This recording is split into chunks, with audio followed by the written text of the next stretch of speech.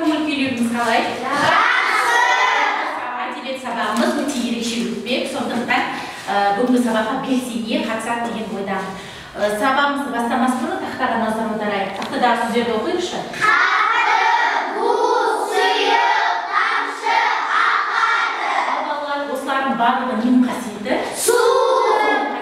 Судың адам өміріне деген пайдасы зор. Сондықтан біздер судың пайдасы туралы айтайықшы. Судың қандай пайдалары бар? Сумен біз қолымызды жуамыз. Қолымызды жуамыз, Шөлді қандырамыз. Шөлді қандырамыз, Адамдар мен жануарлар оны ішеді. Адамдар мен жануарлар ішеді. Киім жуамыз, Қатты шөлден қалсақ ішеміз. Қатты шөлден өсімдіктерге пайдалы. 70% судан тұрады, тамақ шомыламыз. Судың бізге деген пайдасы қандай екен? Өте зор екен. Балалар, судың бізге деген пайдасы өте зор екен. Сонда біздің бүгінгі тақырыбымыздың аты қалай? Судың да сұрауы бар, нағыз адам. Судың да сұрауы бар, нағыз адам.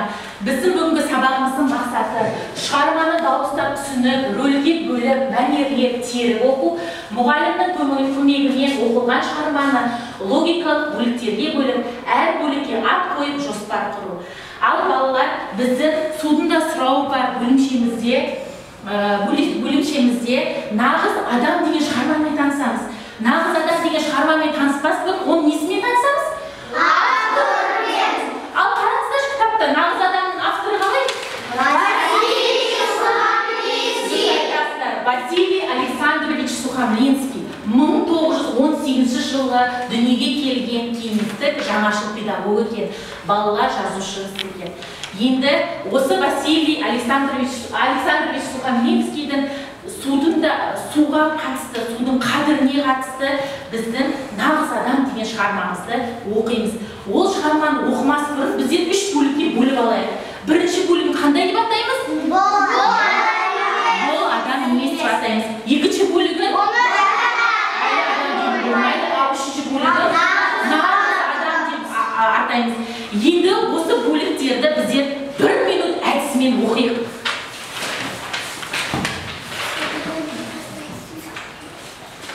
Тоқтайық. Ал, минут әдісімен оқиық.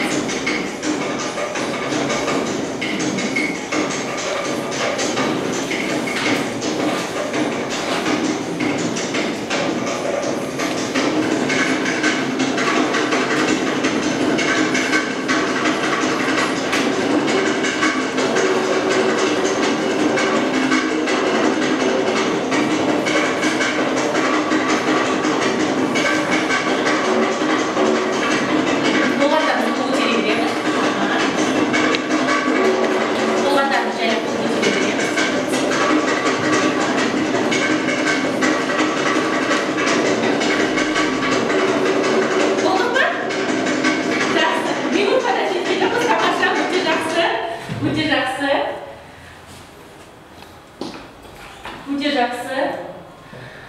Енді балалар, біз шығарманы оқыдық, Енді оқыған бойынша біздер түсінуіміз керек. Сондықтан мен сіздерге сұрақ қоям, сол сұраққа жауап беріңіздер. Бірінші топқа аптан қуанталада кім тұрған? Атасы мен немересі не болған? Құдығы болған, Құдығында несі болған? Көшелек не істеген? Құдыққа түсіп келген. Сосын кім келген? Ол жолаушы қандай адам екен? Адам емес екен. Екінші жолаушы қандай адам екен? Саран адам. Оны қалай атайды? Немересі қалай атап тұр оны? Оны адам түнге болмайды деп тұр. Қандай адам ол? Не істеді ол? Қандай сарандық жасады? Не істеді ол? Қалған суды ысырап қылып не істеп тастады? Үшінші адам қандай адам? Мейірімді адам. Қандай адам ол? Нағыз адам. Бұл атасы мен немересі несін тастап кетті? Шиелерін тастап кетті. Тамаша. Сонда біздер бүгін шығарманы өзіміз түсініп оқып, және сұрақтарға не істедік? Жауап бердік. Ал енді балалар, мәтіннің ішінде тіркестер бар, сол тіркестерді табайықшы. Бұл адам емес, нағыз адам. Қандай тіркестер бар? Деуге болмайды. Сонда бізде неше тіркес тапты? Ол жолаушылар, сол жолаушыларды сипаттауымыз керек. Ол бізде көз қарас әдісімен болады. Біз көзімізбен қарап, сол жолаушыны біздің көзімізше қандай адам екен, соны сипаттайық. Бірінші жолаушы дейді, мына екінші жолаушы дейді, мына үшінші жолаушы. Стикер арқылы жабыстырып, тез-тез сипаттай қойыңыздар. Ал стикерлеріңіз бар ма? Топтасы бірге. Жаза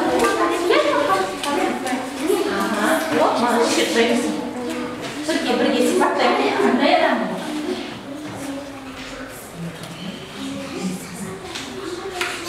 Қасында бір-бірге бүйтіп жақсы. О, тамаша. Өте жақсы. Тағы. Барматар. Болғандарымыз қол қоямыз. Қолымызды біріктіреміз. Болғандарымыз. Топта болған болса қолымызды біріктіреміз.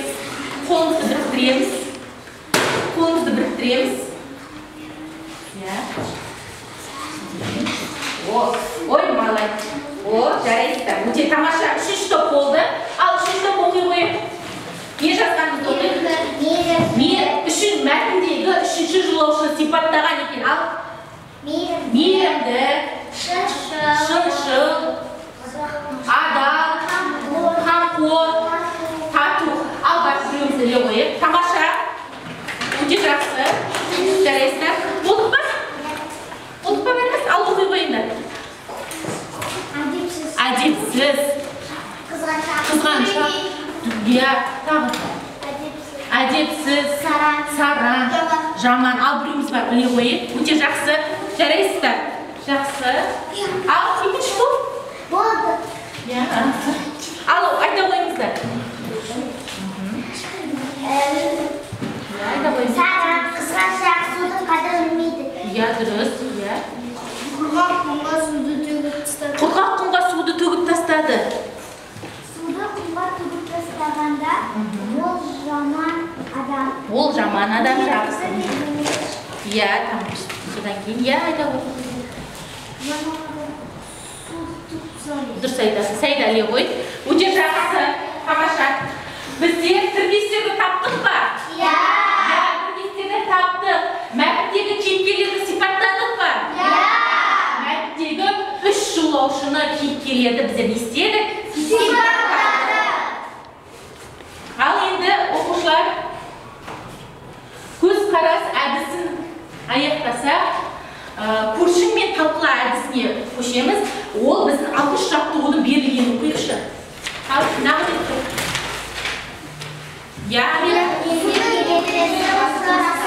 Дұрыс айтасыз, суды үнемдеу ережесін құрастырыңдар. Көршіңмен талқыла әдісімен бірге, көршің екеуіңіз бірге суды үнемдеу екі ережесін құрастырсаңыздар жетеді. Ал құрастырыңдар, сәтте жаза қойыңыздар.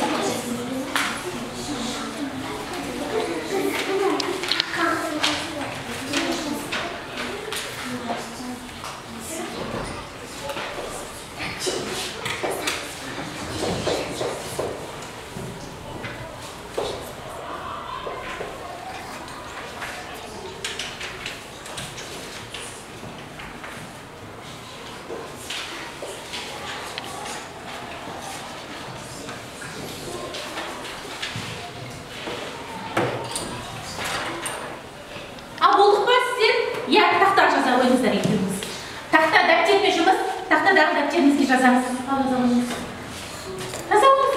Сіз бар, сіз өйнесіз. Құттай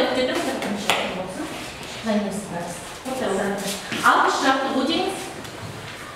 Алтыншы жаттығу. Дәптерге қалай жазамыз оқушылар? Көркем, әдемі жазамыз. Суды үнемдеу. Қалғанымыз оқи берейік.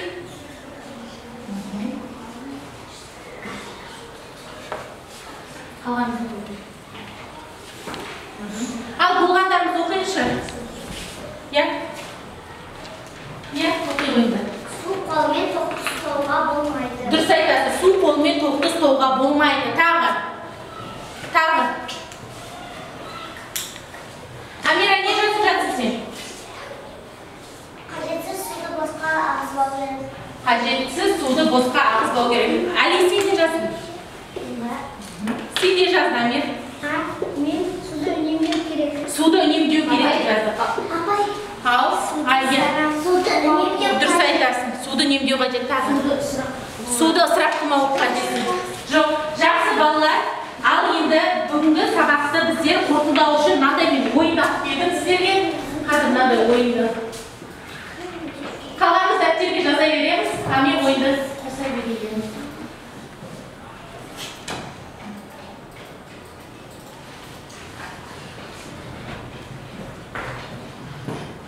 Жазып болдық па қалғанымыз? Әлі жазсын. Содан кейін ойын ойнаймыз.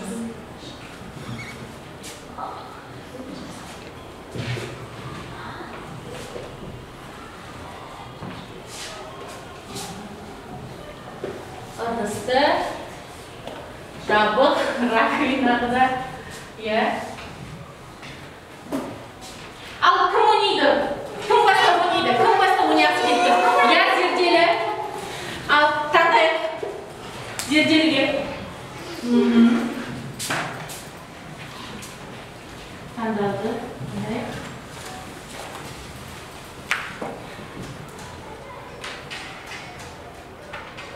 Қуан мәтіннің авторы кім дейді? Василий Сухомлинский жақсы. Қуан далады, басқа тағы кім бар? Энджуя. Қуан далады. Айта оқи қой. Оқи қойынан. Қуан. Кім тұрады? Атасымен неге? Мәтіннің авторы кім? Я, Саида. Василий Сухомлинский. Дұрыс айтасың, Василий Сухомлинский. Мәтін аты қалай аталады? Нағыз адам деп аталады. Балалар бүгінгі сабақты түсіндік па? Енді балалар бүгінгі сабақты біздер түсінсек, маған телефоныма SMS жолдаңыздар.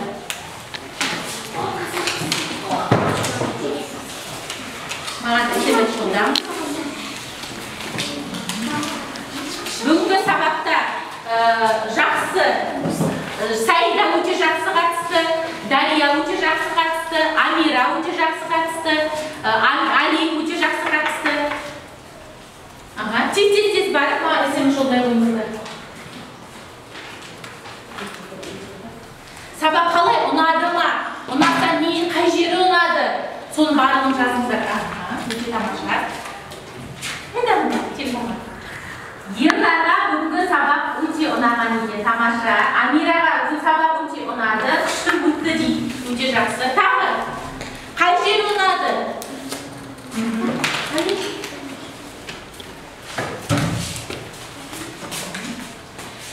Сабақ бұлай ұнады дейді маған әлі. Сабақ жақсы болды дейді, өте керемет болды дейді, маған қатты ұнады дейді. Ал балалар сабақ ұнаса, үйге 4-ші жаттығу мәтін бойынша сурет саламыз және нағыз адамды не істейміз? Оқимыз, түсінгенімізді не істейміз? Айтамыз. Өте жақсы. Сабақ ұнады, сабақ көңілді өтті. Тамаша. 3 жолаушыны сипаттау ұнады дейді, өте жақсы. Маған сабақ өте ұнады дейді. Сабақ қатты ұнады дейді.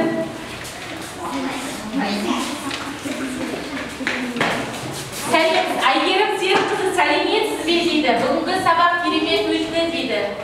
Алмасқан Ахмаджанның маған, Әйгерім апай, маған сабақ өте қатты ұнады дейді. Ал енді үйге тапсырманы күнделігімізге жазып аламыз. 4-ші жаттығу сурет салу және нағыз адамды оқып, не айтамыз? Түсінгенімізді айтамыз.